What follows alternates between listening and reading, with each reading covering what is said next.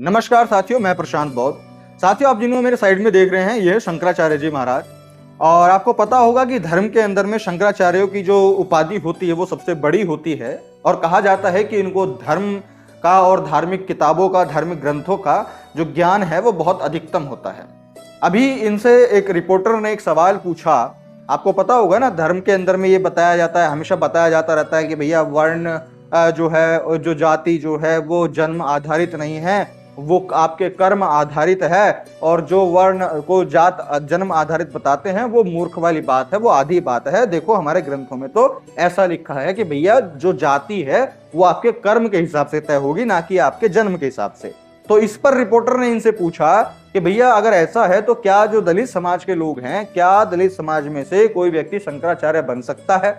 तो सबसे पहले आप इनकी बात को सुनिए, उसके बाद मैं आगे बात करता हूँ। जो हमारे यहाँ वर्ण बटे हुए हैं ये नफरत करने के लिए नहीं बन रहे हैं, ठीक है। ये व्यवहार करने के लिए बटे हैं, ठीक है। व्यवहार के लिए तो बांट के ही चलना पड़ता है, ठीक है। तो हम व्यवहार के लिए बटे हुए हैं, नफरत के लिए नहीं बटे हैं। और जो हमारा वेद कहता है कि ब्राह्मण मुख है, क्षत्रिय बाहु है, वैश्य उरु है और चरण जो है वो शूद्र है, तो इसका मतलब ये नहीं है कि कोई ऊंचा नीचा है। इसमें ऊंची नीचे नहीं है। इसका मतलब ये है कि एक ही भगवान के सब अंग है, ये तात्पर्य है। अम्बेडकरवादियों का ये कहना है कि आपने वर्णाश्रम बांट दिया, अब आज के डेट में सामने वाले को गुण चाहे शंकराचार्य बनने का हो, क्या एक दलित इस आधा पढ़ करके बोलते हैं लोग, क्या एक दलित समाज का व्यक्ति शंकराचार्य बन सकता है? देखिए, दलित समाज का व्यक्ति शंकराचार्य बने चाहे ना बने, दलित समाज का व्यक्ति धर्म नेतृत्व तो कर ही सकता है।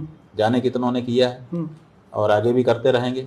जो शंकराचार्य क्यों शंकराचार्य बन गए? शंकराचार्य के पहले कौन शंकराचार्य था? शंकराचार्य किसी काम के कारण ही तो शंकराचार्य बन गए। ठीक है। तो उसी तरह से दलित समाज का, जैसे अंबेडकर दलित समाज के थे, तो वो क्यों इतने पूजे जा रहे हैं? आज वो एक प्रतीक हो गए ना। आज शंकराचार्य जी के उतने स्टेच्यू नहीं लगे हैं जितने उनके लग गए। तो क्यों लग गए? उनके अपने चरित्र के कारण। तो कोई व्यक्ति किसी जाति के कारण आगे नहीं आता है। शंकराचार्य जी से सिंपल सा एक सवाल पूछा कि भैया अम्बेडकरवादी लोग ये पूछते हैं कि आप जो दलित समाज के लोग हैं क्या वो शंकराचार्य बन सकते हैं या नहीं? इसका सीधा सा जवाब ये हो सकता था कि अगर इनकी जो किताबों में बातें हैं अगर उसके हिसाब से वही असलियत है तो सिंपल सा जवाब ये होता कि हाँ भैया बन सकता है। और दूसरा जवाब हो सकता था कि भाई नहीं बन सकता, और नहीं के बाद में एक्सप्लेनेशन आता है।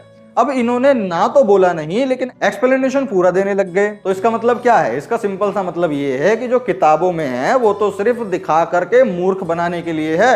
असल में जो हम इंप्लीमेंट करेंगे वो हम ही हम हैं, और इस हम ही हम के खिलाफ जो है ये लड़ाई सालों से जारी है।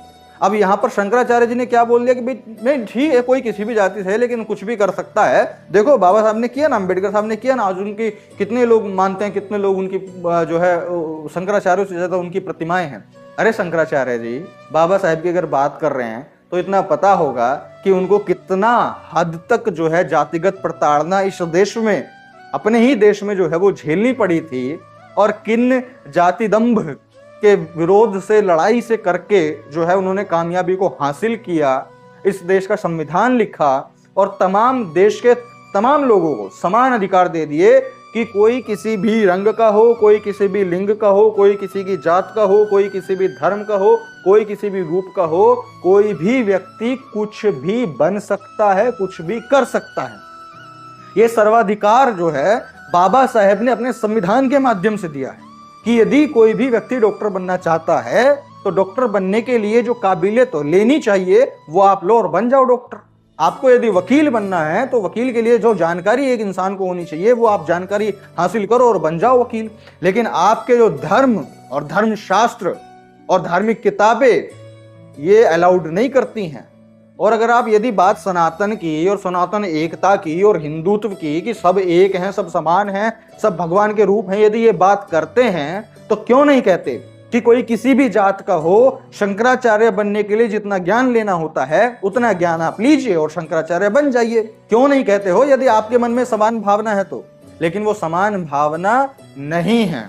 और ये इस देश के तमाम बहुजन समाज के लोगों को समझना चाहिए, जो अपना उनकी बातों को सुन करके और दंगों के लिए, लड़ाई के लिए जो है लठ लेकर के निकल जाते हैं कि हम कट्टर हिंदू हैं, हम कट्टर सनातनी हैं, हम ये हैं, हम वो हैं, और सनातन एकता जिंदाबाद, ये एकता जिंदाबाद। आप इस बात को समझिए कि दंगे के लिए, रैलियों के लिए तो आप हिंदू हैं, लड़ाने के लिए तो आप हिंदू हैं, लेकिन जब आपको अधिकार देने की बात आती है तब आप फलाना जाति के हैं, तब आप फलाना वर्ण के हैं, तब इनके बीच में बाउंड्रीज आ जाएंगी वर्ण और जाति की। तो इसमें सिंपल करना सिर्फ इतना है कि इन जैसे लोगों की बातों को सुनना, मानना बंद करना पड़ेगा।